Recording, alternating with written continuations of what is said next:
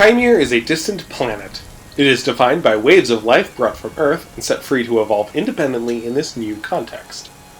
The indigenous life of the planet, swarms of microbes called magic by the people who live there, are what harvest Earth organisms and make copies on Kaimere. As the asteroid which concluded the Mesozoic never struck Kaimere, dinosaurs remain the dominant terrestrial megafauna. Pakardia is a massive island in the southeast corner of the known world. Its people are welcoming to hosts at times, but protective of their home and often seen as reclusive. While they are on perhaps the best terms with the assembly out of any Chimeran faction, the reincarnation cycle of their religion demands the dead be returned to the island's soil, so they are reluctant to let specimens leave the island for study. This means there's difficulty in peer review and verification of statements made during field work, and has resulted in a lot of uncertainty and misconceptions about the island's native flora and fauna. This month, we will meet 4 species endemic to Pakardia and its immediate neighboring islands.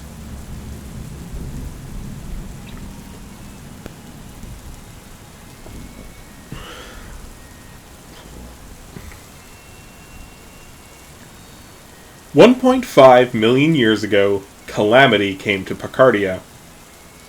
As the axial tilt of the planet dramatically reduced, the cold latitudes of Kaimere got colder and the warmer regions got hotter. This made Pakardia quite cool, and the resulting extinctions contributed to the triggering of a harvest. To make matters worse, the low sea levels, as the increasingly colder polar region trapped ice, and passage from the mainland to Pakardia through Kadan became suddenly quite viable.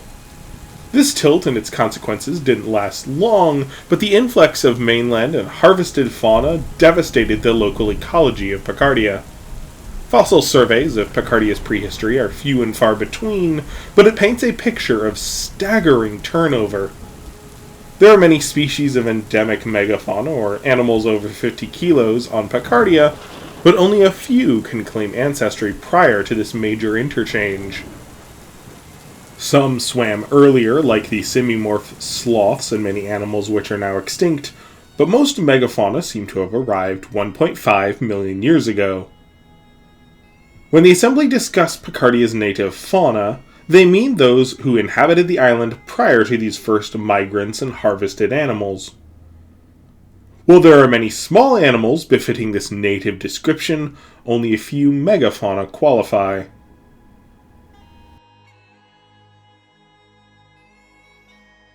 The Watipetun, or turtle pig, is the most abundant of these native fauna, at least those we might consider megafauna.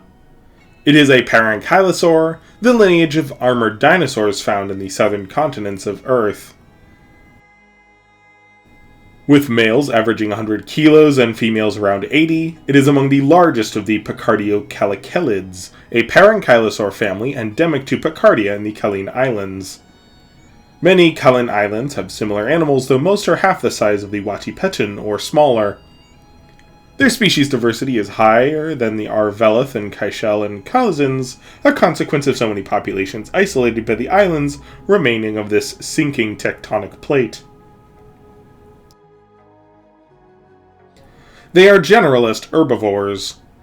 Unlike the wide-nosed Majinuk of Arvel, their snout and beak are narrow, indicating their slightly more selective diets.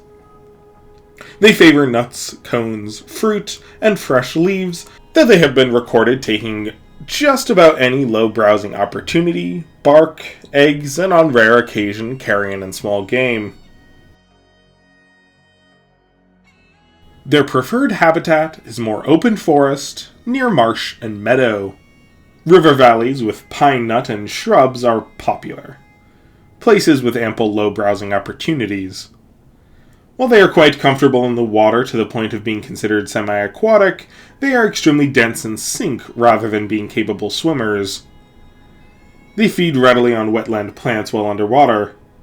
Their claws are strong, helping them dig both to uproot food and for burrows which they use to sleep through much of the colder months.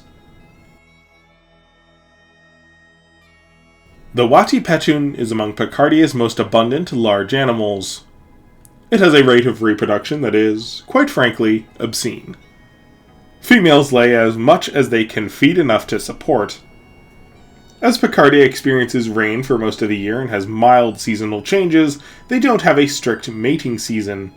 Females generally mate and lay 3 to 4 times a year, a dozen or two small, spherical, soft-shelled eggs with each clutch, though large, healthy sows can lay as many as 200 eggs in a dozen intervals throughout the year. They exhibit among the least amount of parental care of any dinosaur, laying under tilled soil in the thicket and leaving. They generally lay near water. It has been derided as careless, but it may be to the benefit of young in some respects, as an inconspicuous burial with only 1 to 3 eggs in a place before moving on to lay in the next area a fair distance off, means that there is very little scent trail for egg hunters to follow. Even if a martin or caracal happens upon a few eggs, there's still plenty of opportunity for others in the clutch to have a few meters off to have a chance. Incubation, such as it is among the shortest of non-bird dinosaurs. Eggs typically hatch within 6 to 8 weeks. Hatchlings take to water at the earliest convenience. They are very reliant on wetlands in these first years. The staggering abundance of these young make them an alluring food source, but being more armored than the adults, they aren't actually that appealing once captured and are quite resilient to attack. Hiding is their favored defense, though they are surprisingly fast in a short sprint back to a burrow. Once they reach maturity, patches of white spread along their back in an intricate pattern of stripes and spots. Their osteoderms get a little bit smaller proportionally, but they are still heavily fortified as they grow. Their beaks are powerful and they can deliver bone-breaking assaults with body blows, but of course their most famous weapon is the fused row of osteoderms at the end of their tails that they grow as adults. These weapons are primarily employed against each other. Thick muscles connecting leg to tail drive these weapons to devastating impact. They can adjust the angle of this swing and land with crippling precision. They can be used against predators, though they tend to favor shoving and biting when facing hunters. The coloration on their back serves as a warning to predators that they will not be an easy kill. Even so, they are not without their predators. The abundance of this species means many predators have to find a way. Large predators like the urataku and weochetu'ka are often able to simply overpower them. Yes, the Watipetun is quite fast if they have to flee, but urataku in particular are able to easily outrun them in both speed and endurance, and their best bet is fighting back. Weochetu'ka have a stronger bite and can get through much of the armor, but their short legs mean they often have a hard time bracing to pull such a tough carcass apart. After all, the osteoderms are anchor points for thick-scaled skin, and prying it apart is challenging. Fortunately for the turtle pig, they are small enough that predators big enough to reliably overpower them likely aren't going to get much of a satisfying meal, so they don't become specialized prey. Indrokai, leopards, and red panther have all been documented bringing them down, but scoring injury to their armored throats is no easy feat, and the meat is, again, not easy to access. Often they can only eat the tail muscles. The Pakardian hyena is the only predator that reliably hunts adult turtle pigs, having sufficiently powerful jaws to chew through the thick hide, but these hyenas are quite rare. It has been suggested that the now extinct species of Pakardian thylacoleo may have been a specialized predator, and its fairly recent extinction could be an explanation for the turtle pig's enormous and seemingly unchecked populations. Without insulating filaments, the Watipetun relies on burrows to stay warm in the occasion that Pakardia gets too cold for them. Their hoof-like claws may not be good for fast digging, but they can construct a sufficient burrow in an afternoon. Cold snaps and snow that force them underground is rare, but it helps to have this sanctuary of neutral temperatures.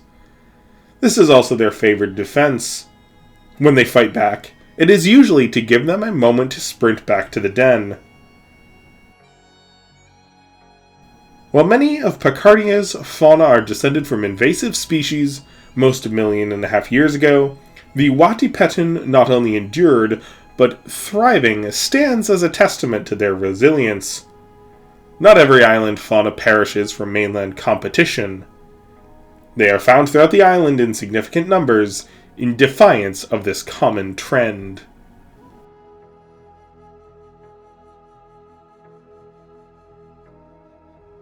Cheers to David for sponsoring this series.